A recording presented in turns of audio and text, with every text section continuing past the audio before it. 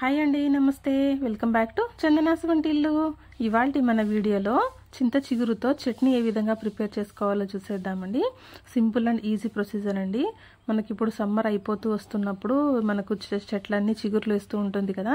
ఇలా చింత చెట్టుకు వచ్చే చిగురుతో మనం చట్నీ ప్రిపేర్ చేసుకుంటే చాలా బాగుంటుందండి. హెల్త్ కూడా చాలా మంచిది. మనకి ఇలా సీజనల్గా దొరికే వాటితో మనం తప్పకుండా ఇలా ప్రిపేర్ చేసుకొని తీసుకోవాలి.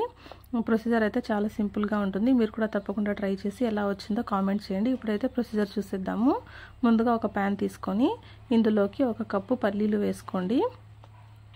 వేసుకొని పల్లీలను బాగా దోరగా వేయించుకోండి. ఈ పల్లీలు బాగా దోరగా వేగిపోయిన తర్వాత ఇంకా చాలు అనుకున్నప్పుడు ఇందులోకి కొంచెం జీలకర్ర వేసుకోండి. ఒక 1/2 టేబుల్ స్పూను జీలకర్ర కూడా 1 నిమిషం పాటు అలా ఫ్రై చేయండి చాలు, ఎక్కువగా ఫ్రై చేయకండి. పల్లీలు తీసి పక్కన పెట్టేసుకున్న తర్వాత అలాగే పచ్చిమిర్చి తీసుకోండి. నేను ఇక్కడ ఒక 10 నుంచి 15 పచ్చిమిర్చి తీసుకున్నానండి. వీటిని కూడా బాగా ఇలా ఫ్రై చేసుకోండి. తర్వాత పచ్చిమిర్చిని కూడా తీసి పక్కన పెట్టేసుకోండి. ఇప్పుడు ఇదే ప్యాన్లోకి కొంచెం ఆయిల్ వేసుకోండి. ఒక 2 టేబుల్ స్పూన్ల ఆయిల్ వేసుకోండి చాలు. ఆయిల్ కొంచెం హీట్ అయిన తర్వాత ఇందులోకి చిగురు అండి. నేను ఇక్కడ చింత చిగురు ఒక గుప్పెడు తీసుకొని చిగురు మొత్తం ఈ ఆయిల్లోకి వేసేసుకొని ఇలా కదుపుతూ బాగా ఫ్రై చేసుకోండి. ఇలా మిక్స్ చేస్తూనే ఉండండి, ఎందుకంటే మనకు మళ్ళీ కొన్ని వేగిపోయి కొన్ని వేగకుండా అలా ఉంటాయి కాబట్టి ఇలా మిక్స్ చేస్తూనే ఉండండి. దీన్ని కూడా తీసి పక్కన పెట్టేసుకున్నాక ఇప్పుడు పల్లీలు చల్లారిన తర్వాత పల్లీలు జీలకర్రని ఒక మిక్సర్ జార్లోకి వేసుకోండి. అలాగే ఇందులోకి పచ్చిమిర్చి మనం ఫ్రై చేసుకున్నాం కదండి, పచ్చిమిర్చి కూడా ఇందులోకి వేసేసుకోండి.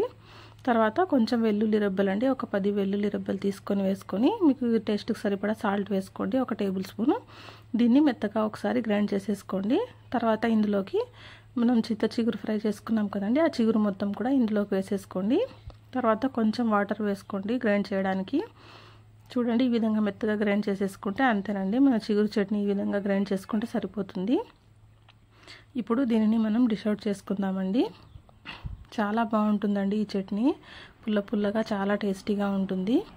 తప్పకుండా మీరు కూడా ఒకసారి ట్రై చేయండి.